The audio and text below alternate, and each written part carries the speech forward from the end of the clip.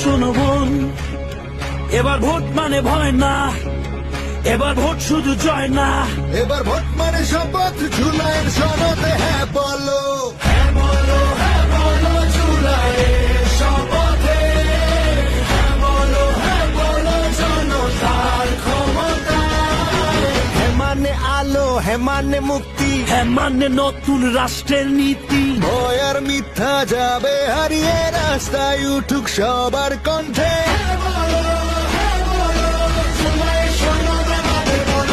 জনতার হাতে ফিরুক আলো।